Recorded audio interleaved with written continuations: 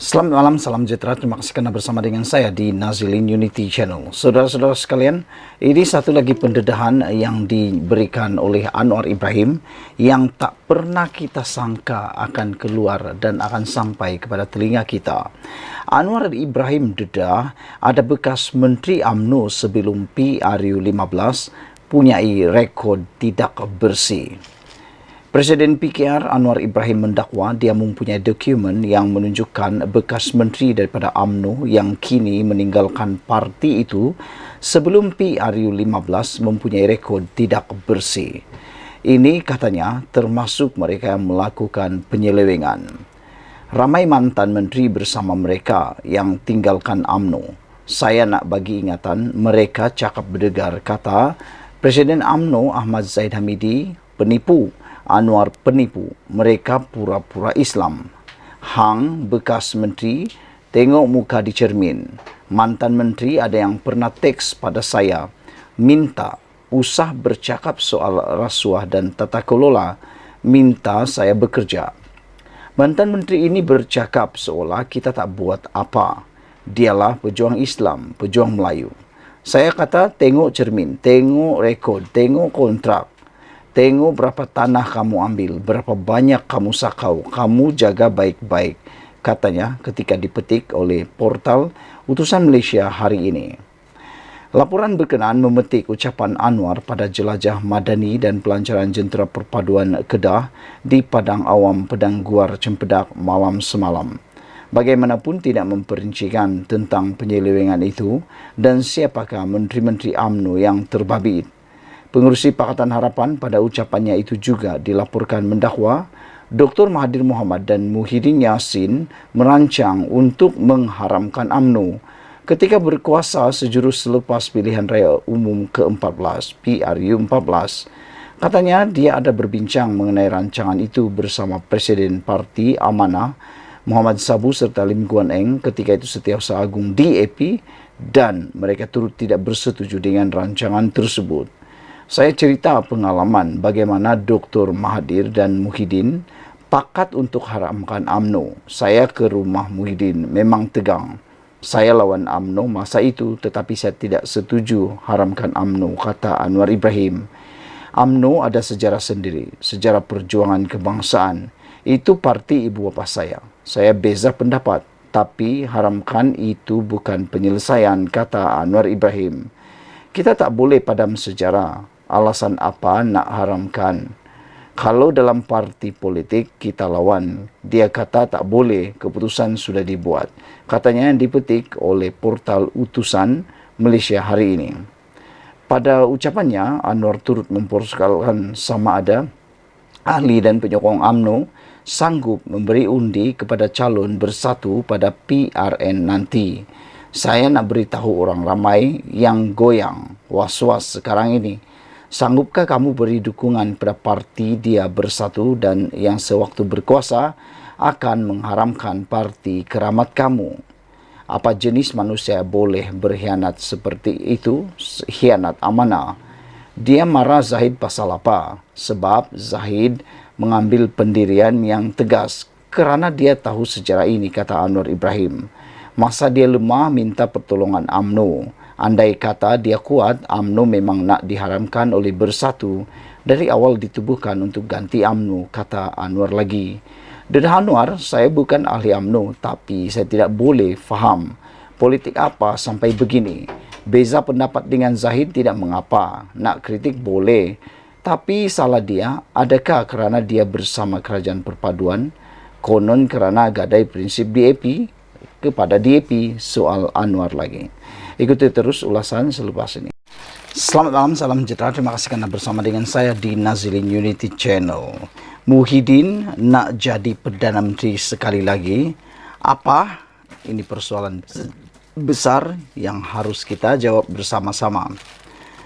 Dengan andaian jika kemenangan berjaya dicapai Perikatan Nasional pada PRN 6 negeri ini, bakal memungkinkan kedudukan Anwar Ibrahim akan tergugat. Muhyiddin Yassin difahamkan sejak kebelakangan ini mula menunjukkan kecenderungan ingin kembali semula sebagai Perdana Menteri. Diandaikan dengan keputusan buruk diterima PH dalam PRN nanti, Anwar bukan saja dipercayakan menerima tekanan yang menadikan kedudukannya lebih bergoncang, dirasakan pemberontakan dalam UMNO agar parti keluar daripada kerajaan perpaduan juga turut dijangka berlaku. Elemen-elemen itu akhirnya dipercayai paling memungkinkan kebersufahan dengan berlakunya pertukaran kerajaan. Walaupun Muhyiddin tidak pernah menyatakan hasrat serta keinginannya itu secara terbuka, akan tetapi beberapa pemimpin gabungan itu menyebut sebagai orang politik mereka dapat merasakan keinginan Muhyiddin Yassin itu. Antaranya dikatakan melalui tindakan Muhyiddin yang lebih mahukan Azmin Ali bertanding dan seterusnya dijadikan Menteri Besar Selangor jika PN berjaya merampas negeri nanti. Meski tiada siapa dinamakan sebagai poster boy, kalangan dalam Bersatu memberitahu bukanlah rahsia lagi bahawa keinginan Muhyiddin ialah kepada Azmin sebagai calon Menteri Besar. Mereka kini mula bimbang melihat perkembangan itu kerana kalau perkara itu lebih disedari rakyat, ditakuti ia akan menimbulkan kesan penolakan secara senyap yang lebih besar kepada PN dan PRN akan datang ini. Ini kerana Muhyiddin ketika memegang jawatan Perdana Menteri telah dikira gagal mentadbir negara dengan pelbagai masalah besar atau muncul, tidak proaktif sebab hanya berani membaca perutusan khas dan menghantar kenyataan media, tidak pernah mengadakan sidang media terbuka atau bersemuka dengan Anwar dan pelbagai kekurangan lagi yang pasti masih dalam ingatan rakyat negara ini. Secara logiknya, dengan pelbagai siri kegagalan itu, adalah tidak mungkin rakyat Malaysia mahu beliau kembali memimpin negara buat kali kedua.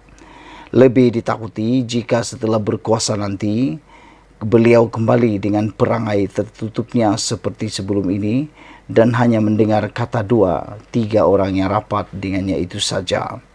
Dalam hal ini, ada pemimpin Bersatu turut melontarkan persoalan tentang keinginan Muhyiddin yang semakin dapat dirasakan itu kepada beberapa pemimpin parti lain dalam PN dan ternyata mereka juga menyedarinya.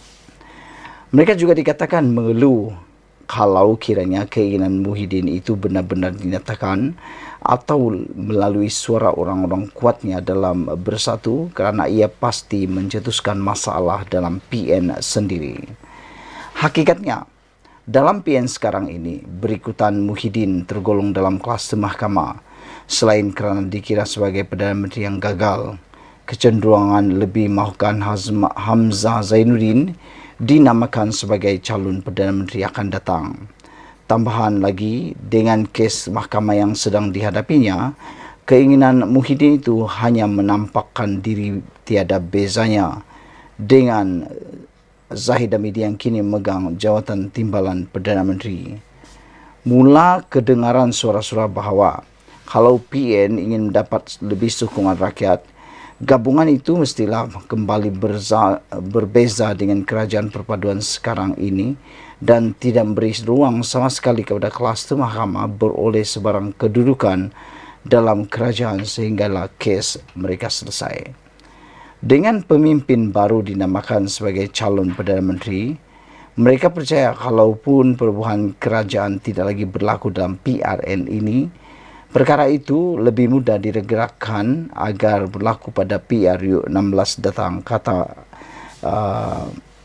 Sabudin. Dengan pemimpin baru, pergerakan agar berlaku pada ada pemimpin Bersatu yang merasakan jika Muhyiddin lebih berjiwa besar dan sedia membuat kenyataan tidak mahu kembali sebagai Perdana Menteri, tetapi sekadar untuk sama-sama dapat memainkan peranan memastikan kemenangan PN, itu adalah yang terbaik sekali dan amat dilakukan.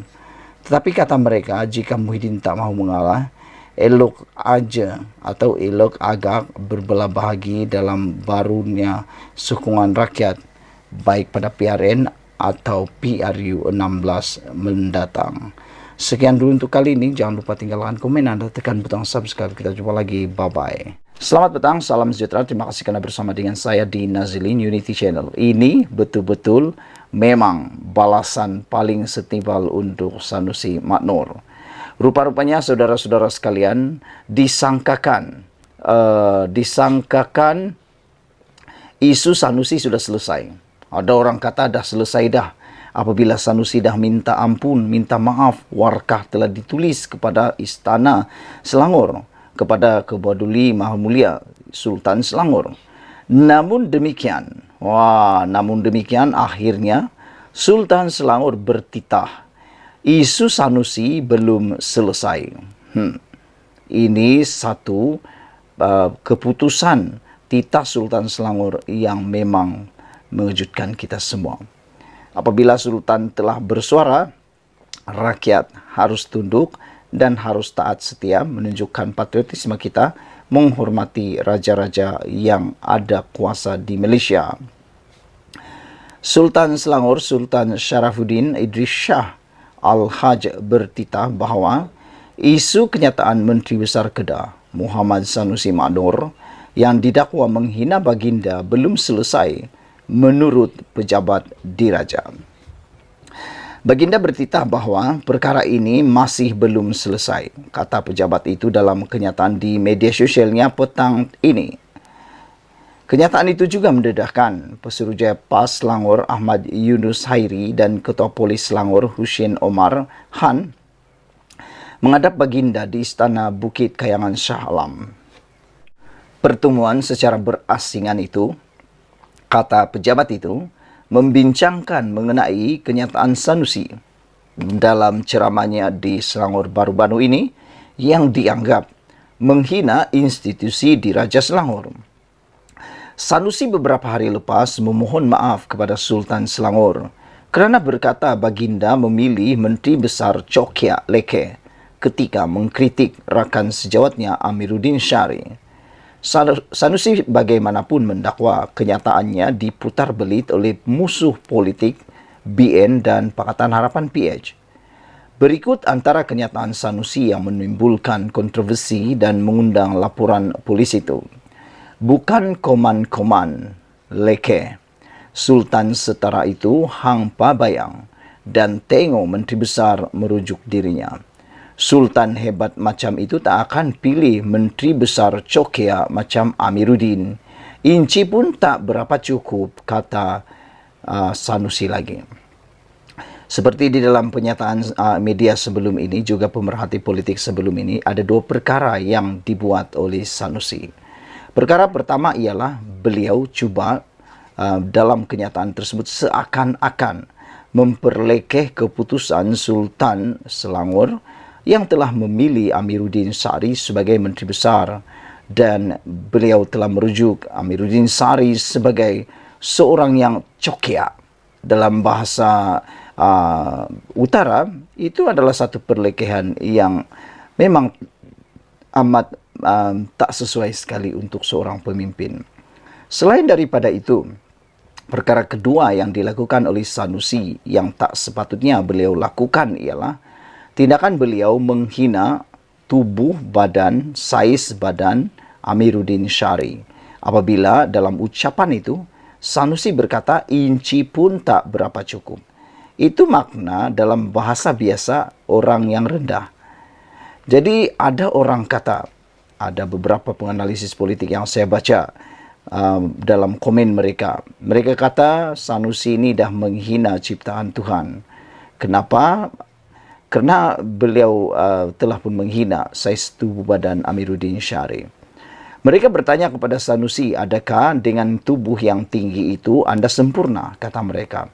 Adakah dengan tubuh yang tinggi itu anda terbukti hebat? Kata mereka. Dengan tindakan itu menimbulkan kemarahan para penyokong Pakatan Harapan. Dan mereka juga memohon supaya Sanusi segera memohon maaf. Selepas beberapa hari, barulah Sanusi memohon maaf atas perlekehan ataupun terhadap kenyataan beliau itu, dan beliau menuduh PH dan BN memutar belit ucapan beliau. Namun demikian anda boleh menilai sendiri apa yang diucapkan oleh Sanusi Maknur.